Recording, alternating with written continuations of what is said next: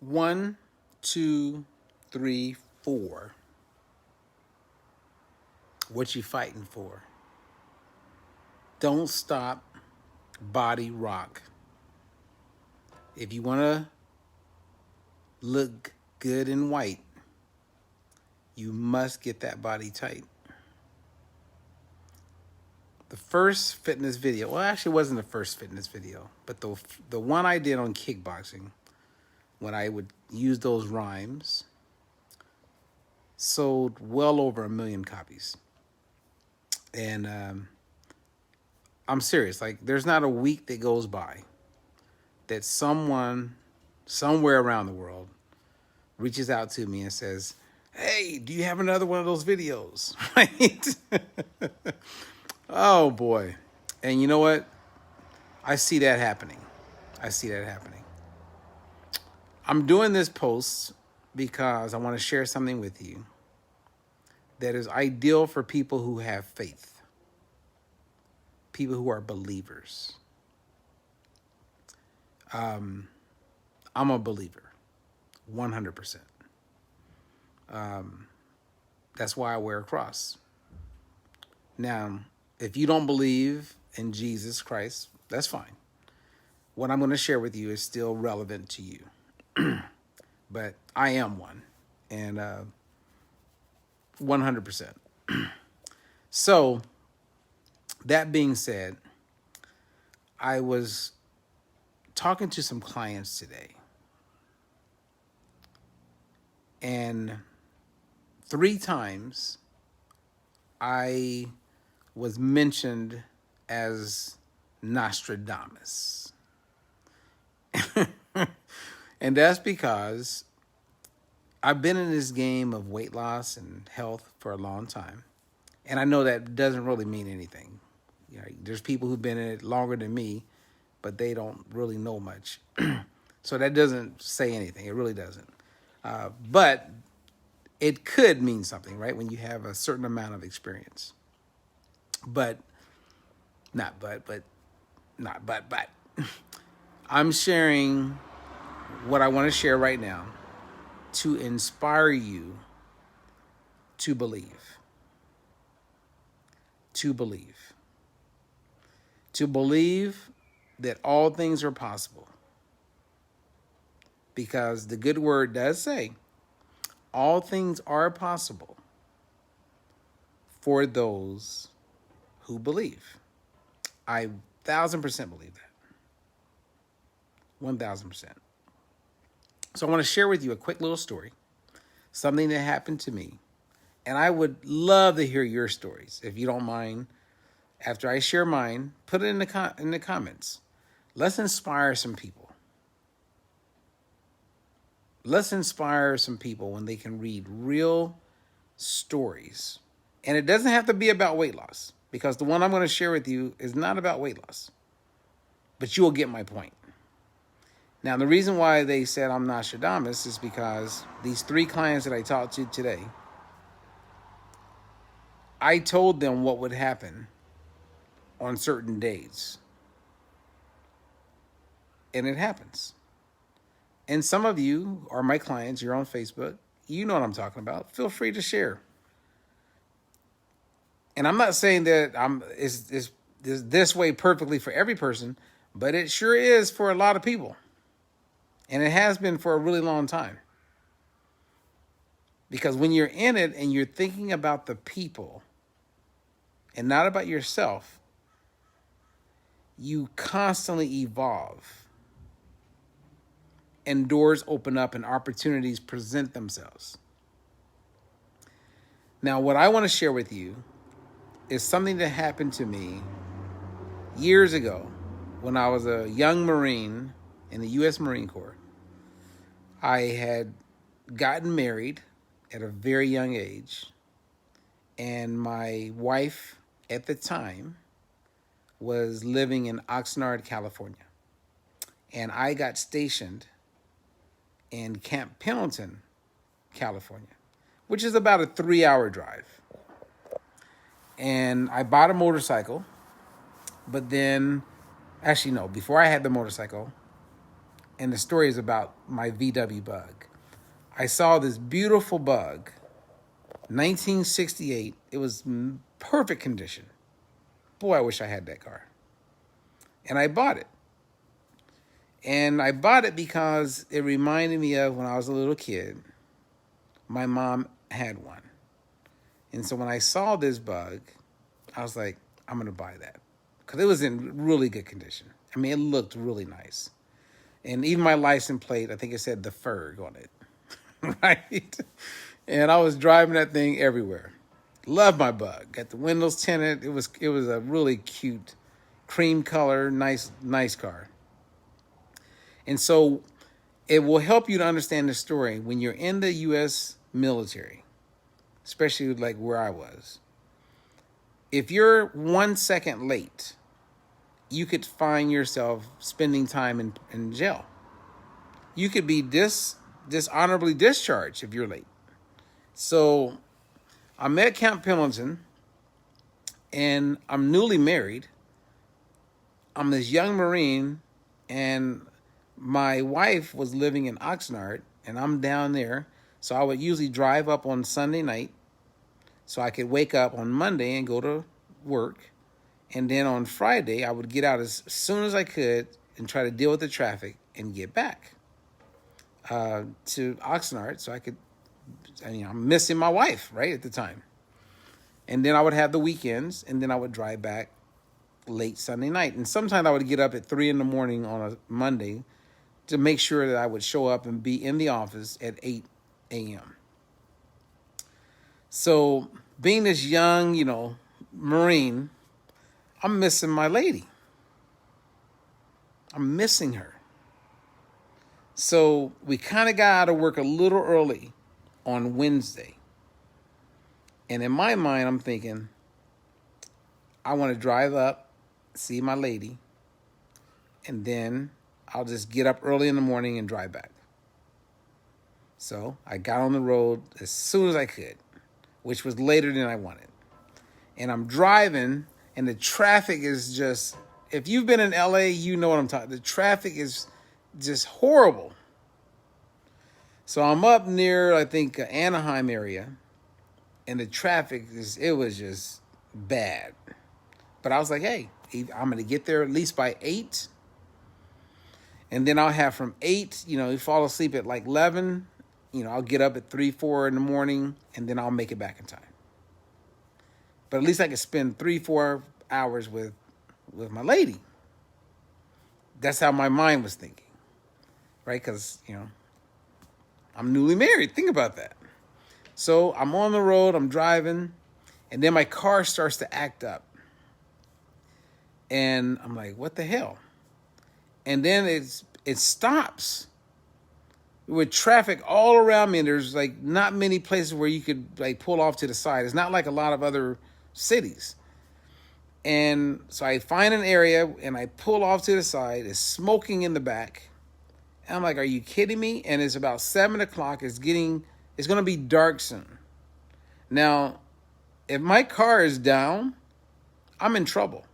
I had already got in my mind, I'm going to probably have to leave my car. And I'm going to have to get back. This is not good. What am I going to do? Right? We didn't have cell phones like everybody has now, where you can call a tow truck real easy and AAA. And I'm stuck. So I park. There's traffic, crazy. I get out of my car. And I don't know how to work on cars. Know that. I'm not that guy. I'm not that guy. I would like to be that guy, and I respect those guys who are really good at that. But I'm not that guy that can fix a car and do all that, I call people. I'm good at other things. I can cook you a nice meal and have everybody in the family happy. I can do those kind of things. I can take you and get you lean and help you get in shape and work out and encourage you and motivate you. But I'm not the guy that can just fix stuff and build things. So I get out, I see the smoke, I'm like, shit. So I get back in my car, and I sit there and I go, let me think this through. And then I see a car pull up right behind me. Right behind me. And I look and I go, it's not a cop. And so I get out and there's traffic like crazy. And he says, hey, buddy, what happened? I said, I don't know. He says, here, pop it open. So, with the bug, you go in the back, and I open up the trunk in the back.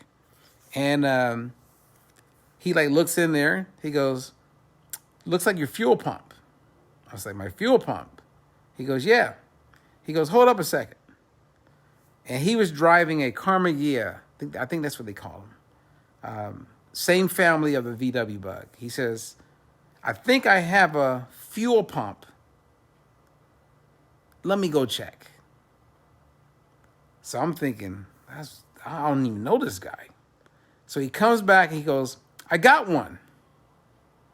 And I go, I mean, what do I owe you? I mean, because think about it. I mean, things just weren't, it's not like you could Venmo someone at the time or PayPal them. Or he's like, no, here. So he gets in there and he's getting all dirty. About 20, 25 minutes later, he says, turn it over, turn it on. So I turn it on and my car starts. He takes the old part. He says, hey, man, God bless you. I go, what do I owe you? He goes, pay it forward. I'm like, what? So he pulls off and just takes off in front of me. I don't even know this guy's name. I've never seen him since. And I got in my car and I was able to drive to my destination, spent quality time with my bride, got up and I was able to make it back to base and all worked out. I will never, ever, ever, ever forget that moment. And from that day, I've always thought, and I believed this beforehand, but I experienced it. This guy he paid it forward for nothing. He just did it because what made him do that? I don't know. But when moments like that happen, I hang on to them because many times I've found myself driving and seeing someone pull it off on the side or seeing someone appearing to be stranded or that person that walks up to me at the grocery store and says, hey, my car, and they could be lying, but it doesn't matter if they're lying. What matters is what's going on inside of my heart. What matters is what's going on inside of your heart. I shared this because I was talking to a client and one of our new coaches, and for some reason it came up. And I was like, you know what? I'm going to do a live on this. Because I feel like there's a certain amount of people that have never had those kind of experiences. And they can't even get their mind to think this way as far as paying it forward. And I know many of you who will catch the replay or the live that you totally get exactly what I'm saying. Well, when it comes to weight loss, it's the exact same. I feel like every person who's struggling and stuck are like me in that car. They found themselves in that situation.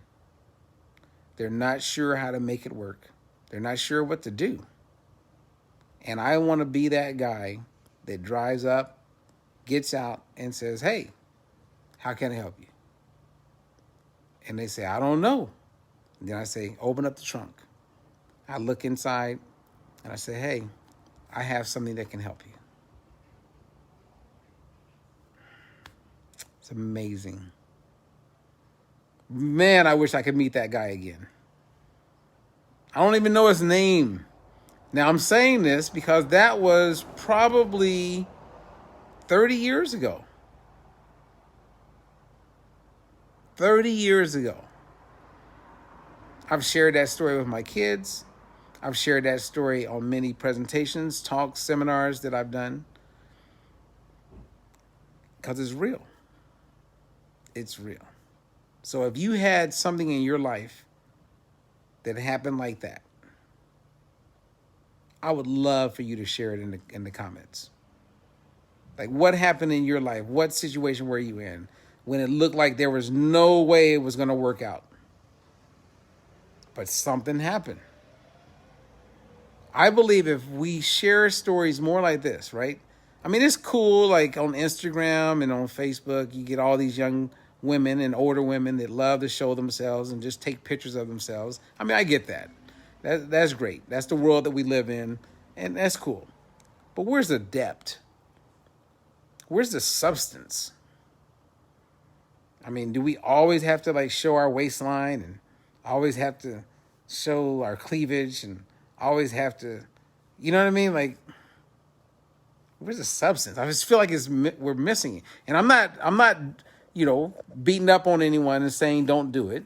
I'm just like, you would totally get my attention if you shared a story like that. It would inspire me to see hope and opportunity to improve, to fuel my belief and my faith in being a better person than to just see photos of people just taking pictures of themselves and look at my waistline now. Right? Look at how I look now. Look at me. Look at me. It's funny because, and again, I'm not beating up on anyone. I get it. It's marketing, it's branding, it's who you are. But take a moment, those people, and don't forget to share the other part of who you are. Right? It's great that you look good. It's great that you can run fast. It's great that you're making all the money and showing your new car and that you deserve it. That's great. Happy for you. But the world that we live in, it would be so nice if people shared additional stories. In addition to look at me and how beautiful or how fit and how much weight and look at these jeans I'm wearing, right? It would be great if it was more of, or we get additional information or content from these people that encourage. Like today, it's funny because I get a lot of Facebook requests on my personal page. And I decided, you know what? It's time to do a cleansing. And so every time I see a post of someone who only, or like, let's say 90% of the time they just show pictures of themselves and how great they are and how good they look and look at my waist and look at my new bikini, I just started deleting those people so that I could bring in people on social media that I know I could contribute to and give information that could help them have a better life. Like get healthier and be healthier. I don't want to be friends with just people that just want to show how great they look. I mean, again, I'm not beating it up because I think there's a place for that. But it would be nice for people to also share some substance, if that makes sense.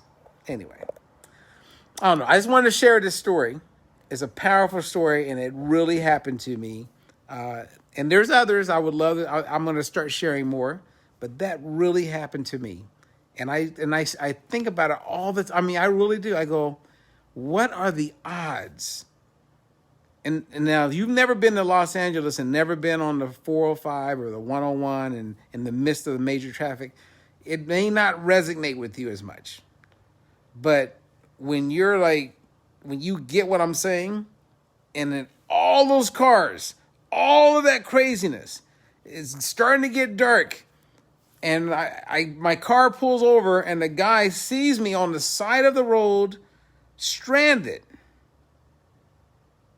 And let me throw this in. This is not a racial thing, but it needs to be said. He was Caucasian. Now, it shouldn't matter, but I do need to say that. Especially 30 years ago. Right? This guy just saw me, and he just happened to have a fuel pump in his car. Someone could say, that's a coincidence, Robert. Okay. But I'm a believer. So if that's a coincidence, thank you, God, for the coincidence. That worked out for many reasons. One, for the relationship. Two, I didn't get in trouble with the military because that was not going to be good if I was late. I would have spent time in the brig. I could have lost. I was a sergeant at the time. I could have been demoted. It just would have been horrible. And I just sat in my car, and he came to me. Wow. So anyway, all things are possible, you guys, if you believe. And if I'm coaching you or working with you, or you're working with one of our coaches, if you don't have the belief, that's cool. We get that. Just believe in our belief in you until yours kicks in. I learned that from Les Brown. And if you don't know who Les Brown is, look him up. He's quite the inspirational, motivating talent. He's still among us. He's an icon, a living icon. You know, it's him, Tony Robbins, Brian Tracy, Zig Ziglar, and the list goes on and on. But Les Brown is amazing. And I learned that from him.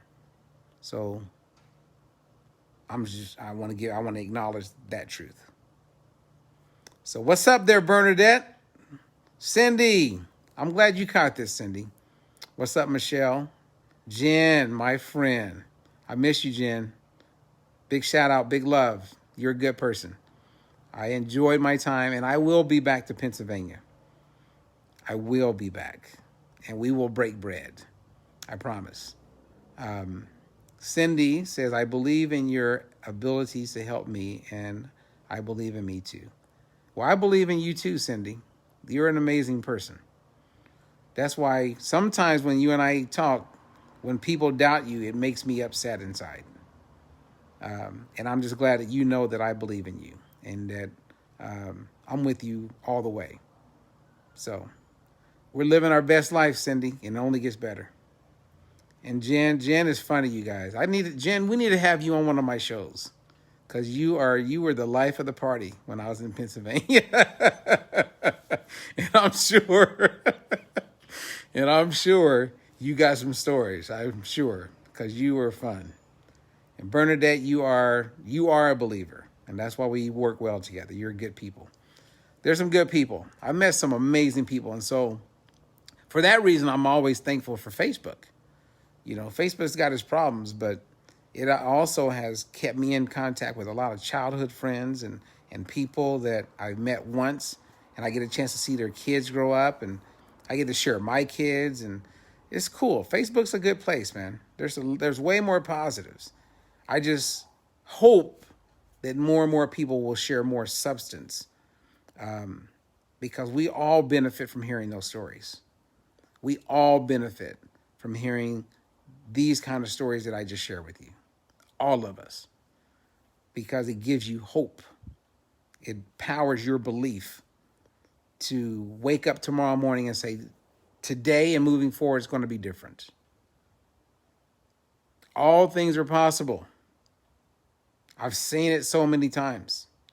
I have a client right now who I met who is... So my heaviest client to date that I helped lose 290 pounds was over 500 pounds. I have a client right now that's about 480. And I 100% believe she's going to be extremely successful. And she's starting way behind many people, but she will finish in front. It is a true tortoise in the hare because this woman is ready. And I think sometimes you just got to be ready. You just got to be ready. Yeah. And again, kind of like when I said, you know, you don't have to have belief. Just believe in our belief in you until your belief kicks in. You don't have to be 100% ready, but just get it. Just go. What are you waiting on? What are you waiting on? Okay. I went way too long. Anyway, thank you guys for letting me share that story. The goal is to inspire. Share substance. Peace out.